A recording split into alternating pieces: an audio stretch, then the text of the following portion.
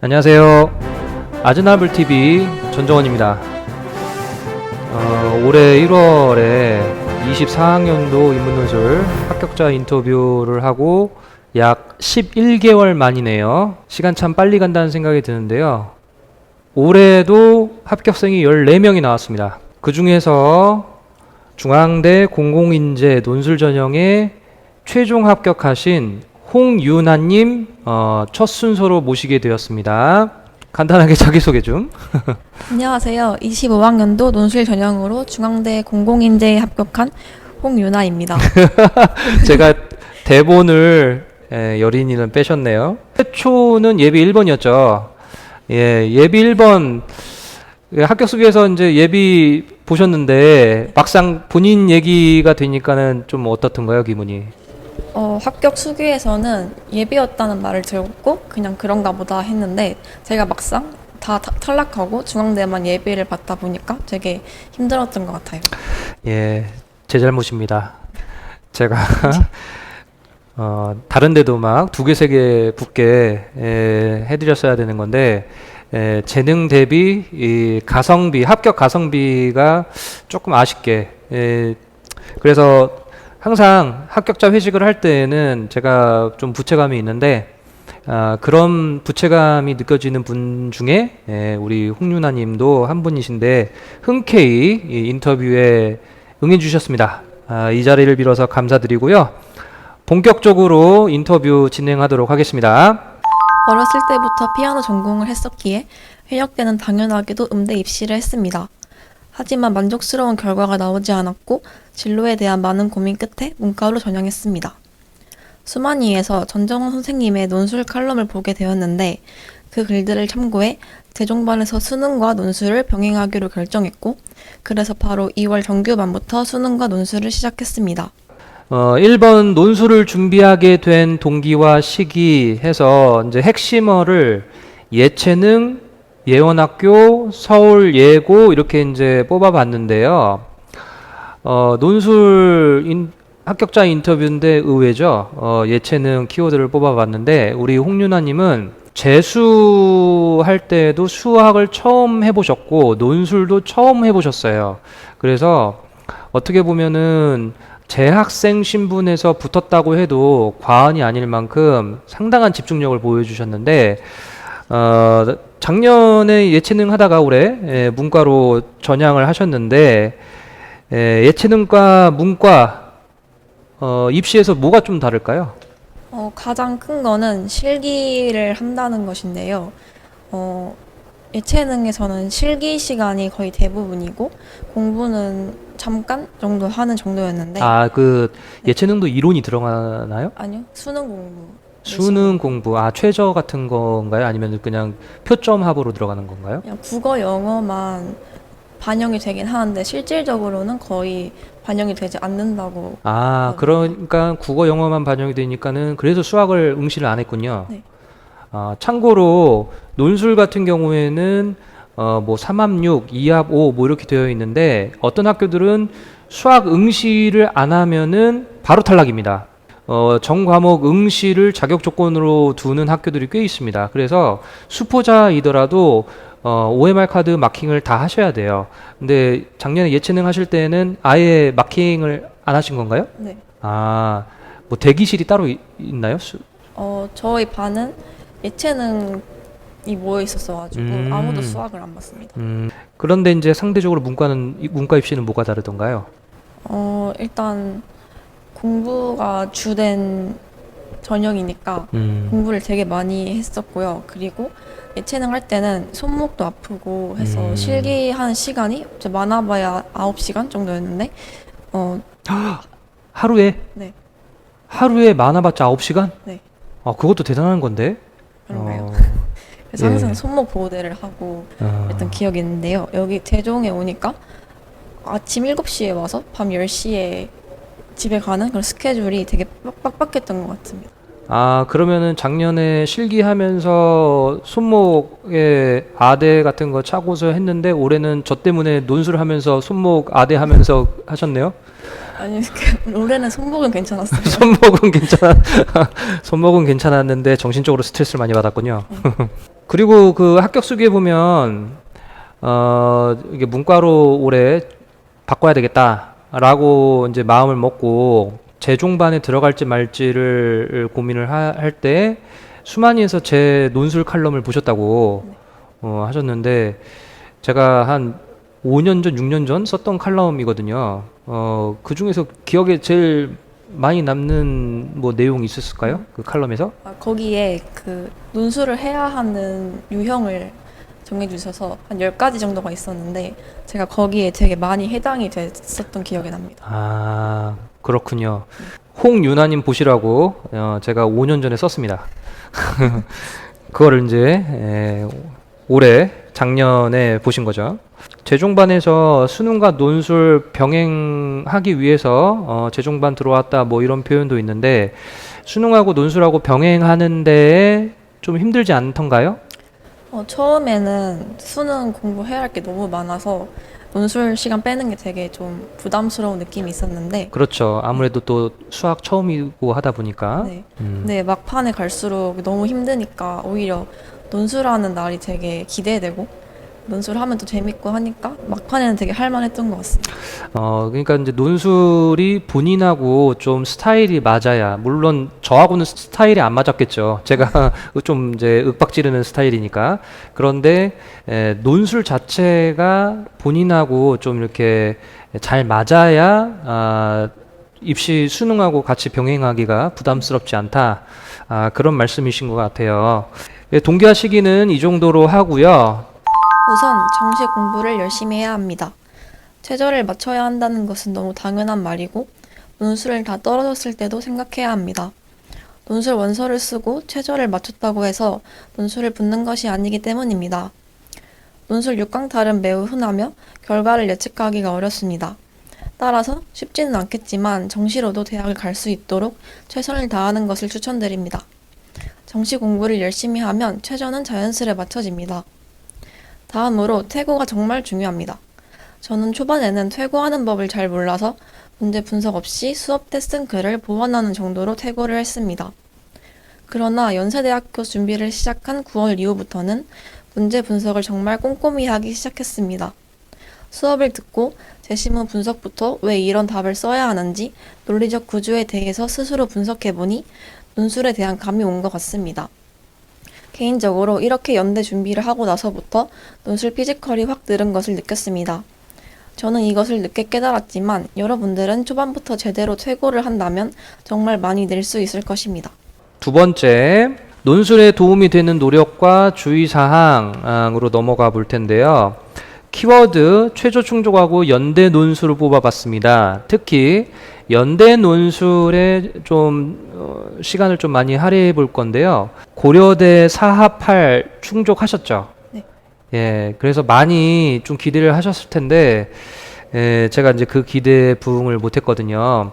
근데 확실히 최저를 충족해야 기회가 더 많아지는 거겠죠? 네.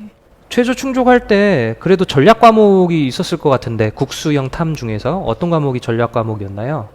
저는 일단 수학을 4등급 안으로는 맞아야지 사파를 맞출 수 있으니까 수학을 진짜 많이 했던 것 같고요. 그러면은 수학 4라고 놓으면은 나머지 세 개 합이 1, 2, 1 이 정도면은 4, 8이 되는 거네요? 네. 그러면은 상대적으로 지금 국어, 영어, 탐구에서 2가 나와도 괜찮겠다라고 생각한 과목이 영어였던 것 같아요. 영어. 그런데 실제로 수능에서는 1등급 나왔죠? 네. 공부를 열심히 하셨죠? 예. 그리고 제가 이제 수업 때 종종 말씀드렸는데 최저를 맞춰도 성대 위쪽은 경쟁 상대가 다르다.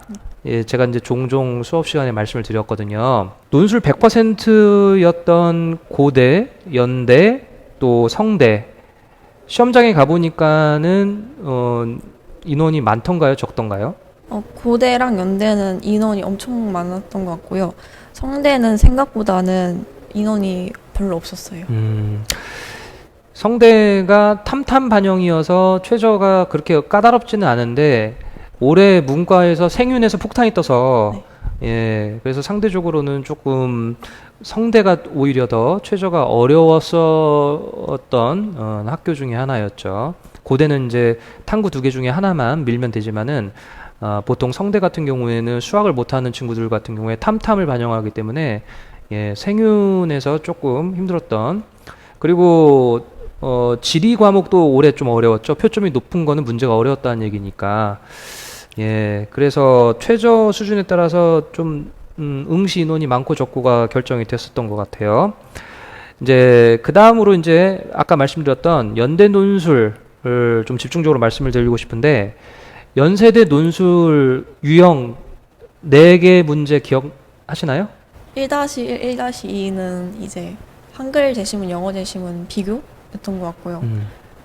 2-1은 도표, 2-2는 수리 이렇게 기억이 납니다.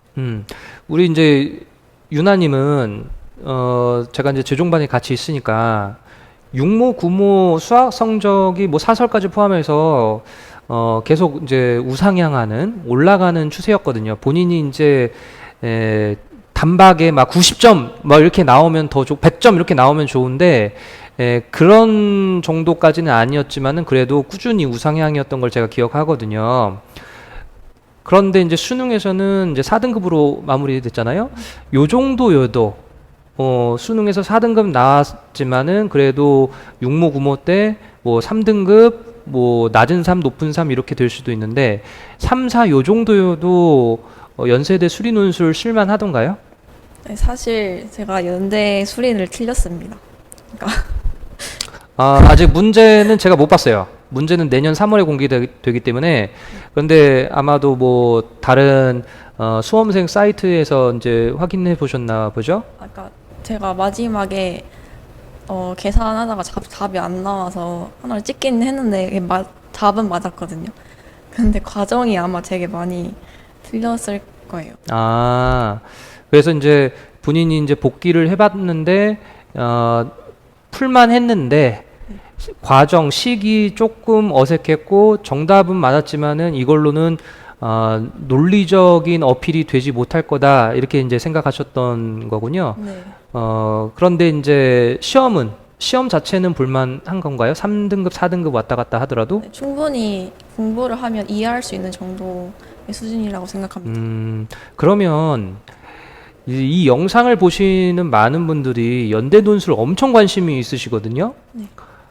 연대 논술, 연대만 주구장창 연습하는 것이 도움이 되는 건지, 아니면은 한글 제시문, 영어 제시문, 도표와 그래프, 수리 논술이 있는 다른 학교를 연습하면서 연대로 넘어오는 게 도움이 되는 건지, 개인적인 의견은 어떤가요?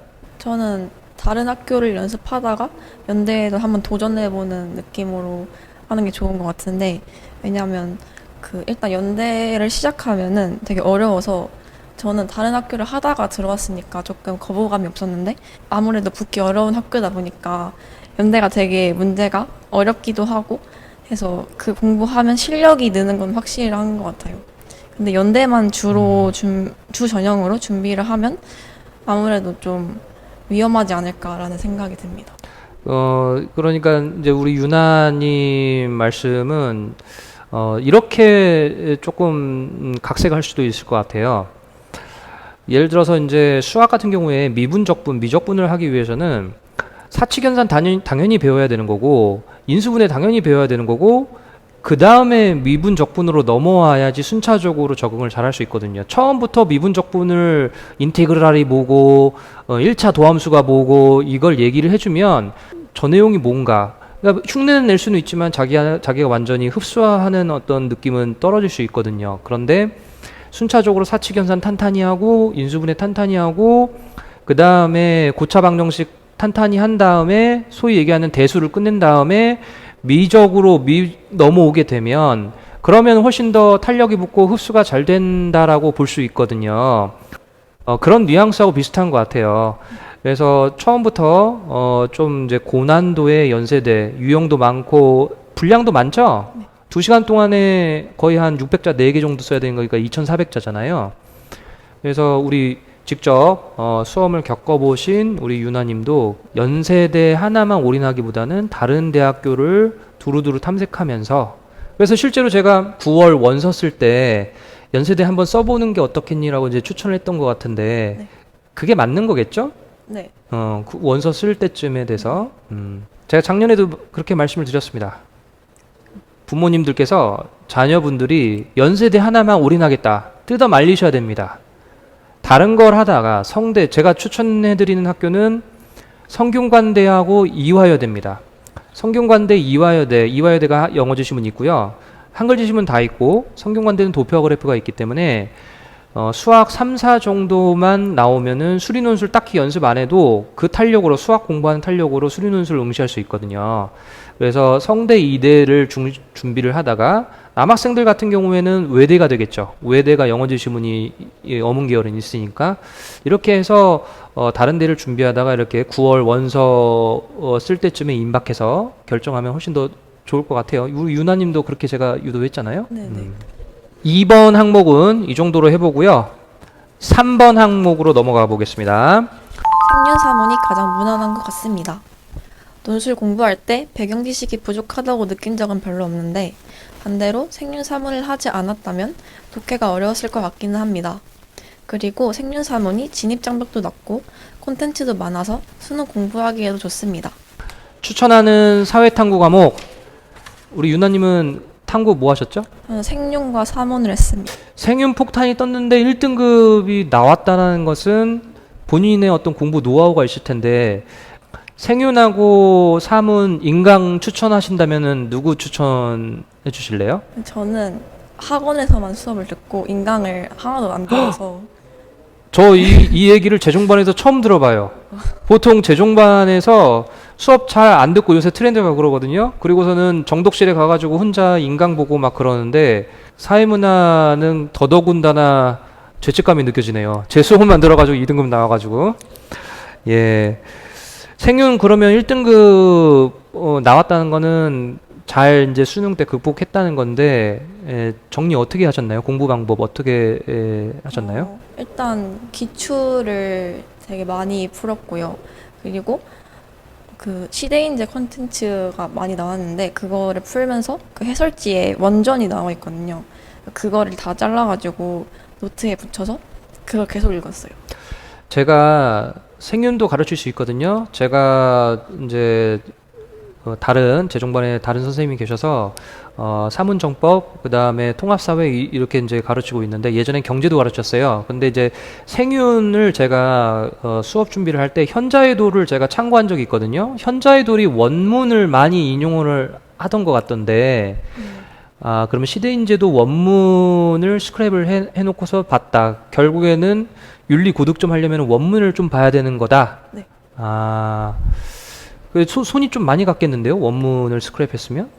제가 그냥 칼이랑 풀테이프만 있으면 자르는데 5초도 안 걸려서 전 쓰지는 않고 다 무조건 잘라서 붙였어요.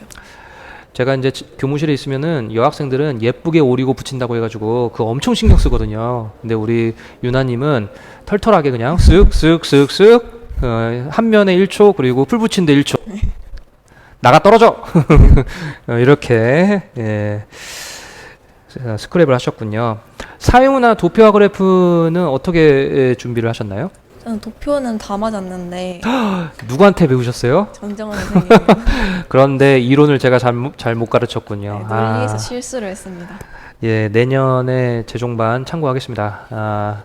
논리 문제 조금 더 신경을 쓰도록 하겠습니다. 예, 3번 이 정도 하겠습니다. 4번. 중앙대는 오르막길이라 시험장으로 가는 게 힘들었습니다. 입실 시간보다 좀 더 여유 있게 가시는 것을 추천합니다. 시험장 근처에서 호흡도 고르고 차분하게 마음을 추스르는 게 시험 집중에 매우 도움됩니다. 그리고 3합 6인데 응시자가 매우 많았습니다. 아무래도 영어 2등급을 1등급으로 간주해주다 보니 다른 대학보다 최저 충족률이 올라간 것이라 생각합니다. 그리고 문제지를 연습지로 쓸 수 있는데요. 파이널 기간에 문제지의 개요를 작성하는 연습을 하면 실전에서 익숙하게 활용할 수 있습니다. 이제 우리 유나님은 시험장 뭐 6군데 다 가셨죠? 네.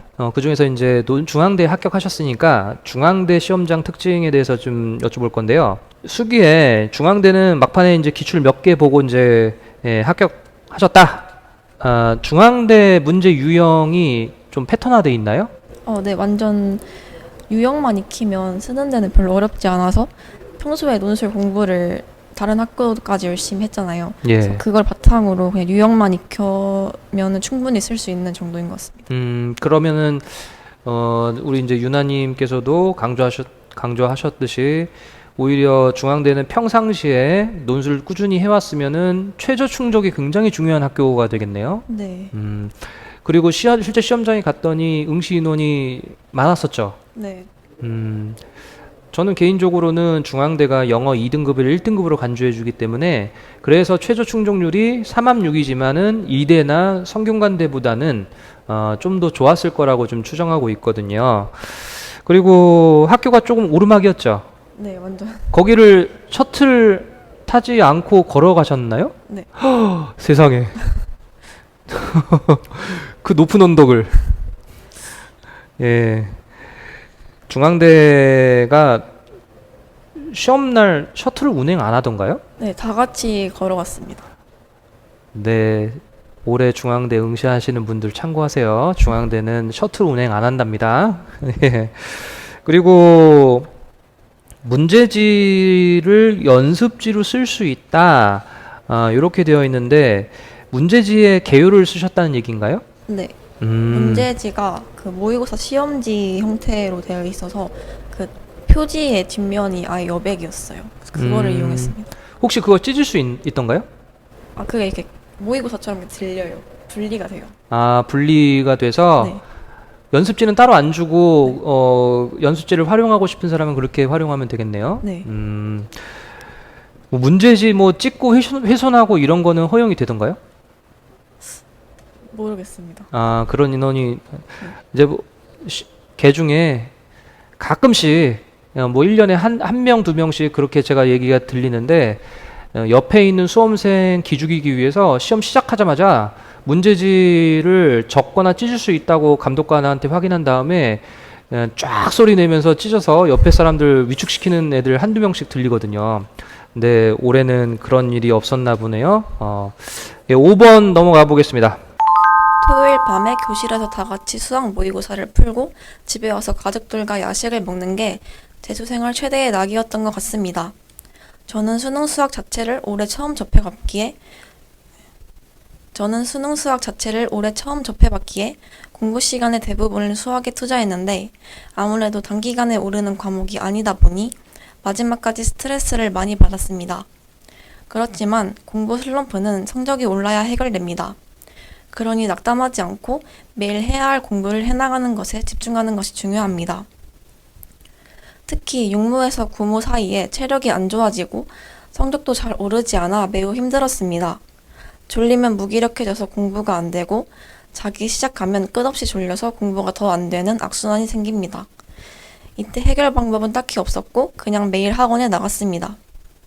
그리고 논술 수업 때 자기가 쓴 답안이 별로이거나 답이 틀리면 정말 집에 가고 싶어지는데요. 답을 틀렸을 때 최대한 논미잡이라고 생각하며 멘탈을 잡았습니다.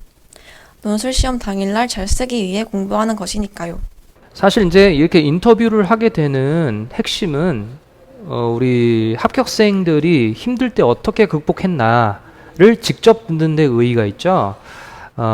수험 최대 위기, 슬럼프죠. 극복 방안과 평상시 스트레스 해소법. 평상시 스트레스 어떻게 관리하셨나요? 저는 스트레스를 그렇게 많이 받지는 않았습니다, 사실. 근데 음, 토요일 밤에 학원이 늦게 끝나는데 그때 집에 가면서 라면 같은 거 사가지고 야식 먹고 이렇게 스트레스를 좀 풀었던 것 같아요. 네. 제가 이제 재종반에서 같이 생활을 했잖아요. 어쩐지 육모, 구모, 수능에 가까워질수록 살이 빵빵하게 올라가지고, 예, 야식 덕분이었군요. 근데 이제 작년에도 그랬어요. 작년에도 수험이 제대로 되는 학생들 같은 경우에는 삐쩍 마르거나 넉넉하게 살이 찌거나 체중 관리가 되는 친구들은 체중에 신경을 쓰느라고 공부를 좀 소홀히 하는 거거든요. 수험을 이제 문과 수험을 이제 1년 겪고 나 보시니까 예체능계에 비해서 문과 입시가 심리적인 게 영향을 많이 미치던가요? 어, 저는 아니라고 생각합니다. MBTI 추정이 되죠. 예, 좀 굉장히 멘탈이 강하고 주변 사람한테 휘둘리지 않고 그런 어떤 성격이신 것 같은데 이게 이제 대체적으로 볼 때 문과 수험을 하신 분들은 1년, 2년 뭐 재수, 삼수 거듭되면 거듭될수록 심리적인 측면을 컨트롤하기 위해서 무진장 애를 썼다 이런 얘기가 나오거든요. 근데 우리 유나님은 심리적인 게 그렇게 크진 않았다. 논술로 합격하기 위해서는 재능, 심리, 노력 요 세 개 중에 어떤 게 제일 중요하다고 보시는지요? 어, 일단 노력이 아무래도 가장 중요하긴 한 것 같아요. 예. 그런데 우리 유나님도 육모 이전까지는 퇴고를 잘 안 하셨어요. 퇴고를 잘 안 하시고 구모 전후로 해서 그때부터는 논술 퇴고 굉장히 집중력 있게 하셨거든요. 그래서 합격수기 있습니다. 연대 준비하면서 그때 퇴고를 본격적으로 하기 시작하셨다. 그렇게 얘기가 나오는데 그러면 노력이 중요하다고 보면은 네. 퇴고를 좀 일찍 하는 것도 좀 유의미하겠네요. 완전 유의미합니다. 그럼 만약에 시간을 되돌린다면 3월부터 하셨잖아요, 논술을. 3월부터 그때 논술 퇴고를 꾸준히 했다고 하면은 여러 개 붙을 수도 모르겠어요. 예, 여러 개 붙을 수도 있다고 봅니다. 충분히. 예. 예. 심리 상태보다는 노력이 더 중요하다고 지금 보시는 것 같아요. 자, 이제 6번으로 넘어가 볼까요? 전정원 선생님 수업의 최대 장점은 답안지 공유입니다. 잘 쓰는 친구들의 답안지를 보면서 왜 좋은 평가를 받았는지 생각해보는 것이 도움이 됩니다. 그리고 저는 정말 악필이었는데 잘 쓰는 친구들의 글씨체를 따라해보는 데에도 답안지를 활용했습니다. 이를 토대로 평소 수능 공부할 때도 글씨를 크고 각지게 쓰려고 신경 썼습니다. 또한 선생님께 1대1 질문이 가능하다는 점, 선생님이 첨삭을 직접 해두신다는 점이 좋았습니다. 저는 최대한 혼자 생각하다가 도저히 모르겠을 때 질문을 드렸습니다. 이때 질문을 정리해서 선생님께 찾아가는 게 실력 향상에 도움됩니다. 그냥 생각나는 대로 즉흥적으로 질문하는 건 나중에 기억나지도 않기 때문입니다. 전정원 인문논술 활용법. 유나님은 글씨가 이쁜 편은 아니었죠? 네. 예. 제 개인적으로는 굉장히 자유분방한, 예. 그걸 이제 좋게 얘기하면은 예술적 영혼이 느껴졌다, 글씨에서. 예. 이제 그랬었는데, 글씨 가독성을 개선하는 노하우 어떤 게 있을까요? 저는 그 글씨를 잘 쓰는 답안이 몇 개 있는데 그 친구들 거를 놓고 따라 써보는 거를 좀 많이 했습니다. 그러면 수업 시간에 다른 학생들 답안지를 동시에 받겠네요? 네. 그리고 동시에 보고 또 본인 답안을 직접 읽게 했죠. 읽고 또 다른 친구들 듣고 이렇게 하면서 학생들 스스로 채점자 시각을 좀 느껴보라고 이제 수업을 이렇게 유도를 했었었는데 다른 학생들은 글씨에 대해서 제가 지적을 많이 했습니다. 우리 이제 유나님은 처음에 몇 번은 제가 글씨 지적을 좀 했어요. 근데 고치기는 고쳤는데 이게 막 현격하게 고쳐지지는 않았거든요. 이런 친구들은 둘 중에 하나입니다. 자존심이 엄청 세서 다른 사람의 얘기를 잘 안 듣거나 또는 본인이 소신이 있는 거예요. 형식보다는 내용이 더 중요한 거 아니냐. 논술이니까, 논리적인 글이니까. 근데 저는 우리 유나님이 다른 사람의 얘기를 무시한다라기보다는 본인이 소신 있게 내용을 좀 더 다듬는 데 초점을 맞췄던 걸로 저는 이렇게 생각을 했거든요. 그래서 글씨에 그렇게 스트레스 안 받도록 얘기를 했는데 아까 말씀드렸지만 연대 논술 전후로는 퇴고도 많이 하면서 글씨도 고쳐졌어요. 예, 그래서 개인적으로는 연대 준비를 하기를 잘했다. 그때 본인이 조금 각성된 측면이 있었거든요. 그리고 이제 또 하나, 아까 노력이 중요하다 말씀하셨는데, 예체능 계열 작년에 예체능 하셨다가 이제 이쪽으로 넘어오셨으니까 예체능 입시하고 문과 입시하고 봤을 때 완벽주의 도움이 될까요, 안 될까요? 예를 들면 예체능 입시는 실기를 봐야 되니까 실수 한 번이면 바로 이게 돌이킬 수 없잖아요. 그런데 종종 이제 논술을 하는 친구들 같은 경우에는 답안지를 완벽하게 쓰겠다. 퇴고를 완벽하게 하겠다. 그래서 미완성으로 내는 애들이 꽤 있거든요. 이런 게 완벽주의를 지향하는 게 인문 논술에서는 좀 도움이 될까요, 안 될까요? 그거 되게 위험하다고 생각해요. 저는 선생님이 계속 완벽한 답안보다 완전한 답안을 써라 이렇게 했었던 게 기억이 나는데 그 시간이 없어도 저는 무조건 다 써서 내려고 해서 완전하게 쓰자는 걸 계속 머리에 갖고 왔던 것 같아요. 아무래도 수업 논술은 시간 제한 또 분량 제한 이런 것들이 있다 보니까 그런 어떤 충족 조건을 만족시키는 게 우선이고 완벽한 거는 사실은 수험생 입장에서 볼 때는 좀 주관적이지 않을까요? 제가 잘 썼다고 생각해도 아니었을 때가 되게 많았어서 저는 그냥 일단 다 쓰자가 목표였습니다. 예. 그래서 우리 유나님께서는 완벽주의보다는 온전하고 좀 완전한 마무리하는 답안 또 노력 이런 것들을 좀 강조해 주시는 것 같아요. 재수 생활을 무탈하게 하기 위해서는 사람이 묻어내줘야 하는 것 같습니다. 너무 깊은 생각은 하지 않는 것을 추천드립니다. 사실 하루 종일 제대로 공부하면 다른 생각을 할 기력이 없습니다. 그리고 변수를 줄이기 위해 친구는 만들지 않고 최대한 혼자 다니는 것이 바람직합니다. 친구가 있으면 조금이라도 방해가 되긴 하더라고요. 논술이라는 것이 마냥 쉬운 길은 아니지만 저처럼 교과나 종합으로 수식 카드를 쓰기 힘든 학생들에게는 또 하나의 기회라고 생각합니다. 일주일에 하루 정도만 꾸준히 투자하면 논술이라는 카드가 생기기에 참 든든합니다. 이 기회를 소중하게 여기고 정말 제대로 해보셨으면 좋겠습니다. 마지막으로 이제 25년, 26학년도죠. 26년에 입학하시는 분들이 26학년도, 25년에 이제 수험을 치르게 되시는데, 우리 25년 수험생들에게, 뭐 한마디 좀 해주실 수 있을까요? 저는 일단 멘탈적으로 제가 긴장을 진짜 안 하는 편이었는데요. 약간 기대를 좀 내려놓고 좀 무던하게 무던하게. 어떤 외부에서 어떤 뭐 분위기라던가 뭐 친구들 이런 거에 휩쓸리지 않고 그냥 좀 그럴 수 있지 하는 마인드로 1년을 살면서 하니까 긴장도 잘 안 되고 멘탈이 좀 괜찮았던 것 같아요. 저는 여기에 이제 좀 첨언을 하자면 생활은 무던하게 그리고 수험은 집요하게 이렇게 좀 추천을 드려요. 내용 면에서 무던하면 무던한 점수가 나오잖아요. 네. 그런데 이제 우리 유나님은 그런 걸 좀 강조하시는 것 같아요. 뭐 예를 들면은 정독실에서 다른 사람이 뭐 에어컨 켰다 껐다 뭐 이런 거 또 들락날락하는 거 좀 시끄러운 거 이런 것들을 좀 뭐 그럴 수 있지 뭐 좀 무던하게 본인 스스로 스트레스를 좀 최소화하고 오히려 자기 스스로에게 집중하는 대인관계 이런 거에 에너지를 쏟기보다는 자기 스스로에 좀 집중하는 그런 것들을 좀 추천해 주시는 것 같아요. 무던함. 예.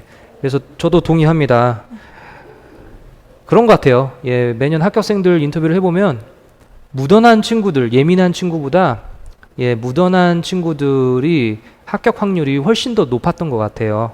그 부분을 우리 유나님이 말씀해 주신 것 같습니다.